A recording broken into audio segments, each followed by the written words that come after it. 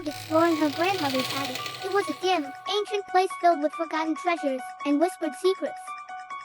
Each visit to her grandmother's house was an opportunity to discover something new.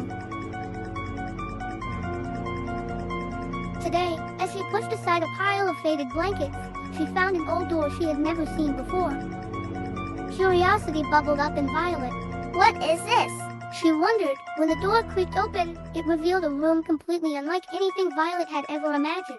The room was a library, but not like any library she had ever seen. Shelves stretched endlessly upward, filled with books of every color and size. A soft golden light seemed to hover in the air. In the center of the room was a wooden lectern, and on it lay an open book. Welcome, Violet. A gentle voice said. Violet spun around, but there was no one there. Who's there? She asked, her voice trembling. I am the Keeper of Stories. This library holds the worlds of imagination. Each book here is a door to a story. Would you like to step inside one? Violet hesitated. It sounded impossible, but her curiosity was too strong to resist. What do I need to do? She asked. Read aloud the first line and the story will begin.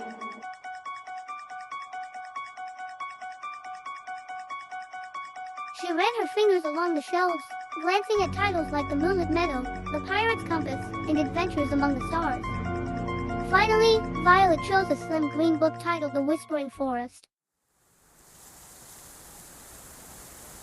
She read the first line.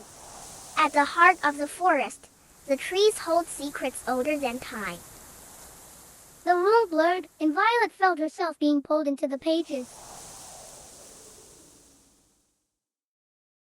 When she opened her eyes, she was standing in a forest. The air was thick with the scent of pine and damp earth.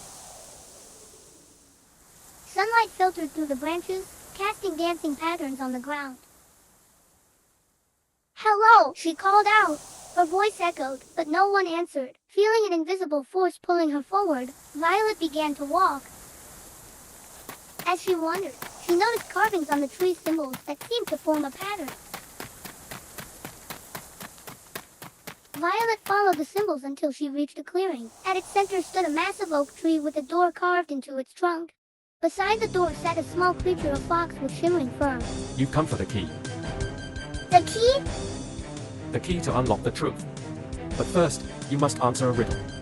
She nodded, her palms damp with nervous anticipation. The fox began. I speak without a mouth and hear without ears.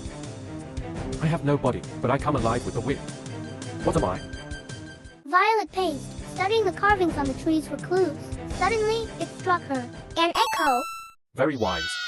The fox nodded approvingly and handed her a golden key. Use this wisely. It said, and then vanished.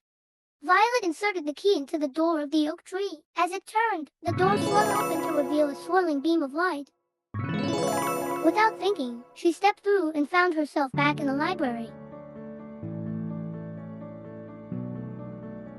The green book was closed in her hands. The keeper's voice spoke again. What have you learned, Violet? I've learned that answers are often around us if we take the time to look closely and trust ourselves. Exactly, every story holds a lesson, but it's up to the reader to find it. Violet gazed at the endless rows of books and smiled. I will come back, but not today. As she closed the attic door behind her, Violet felt lighter, as though she had unlocked something within herself. She knew the library would always be there, waiting, ready to reveal more secrets one story at a time. I will return soon.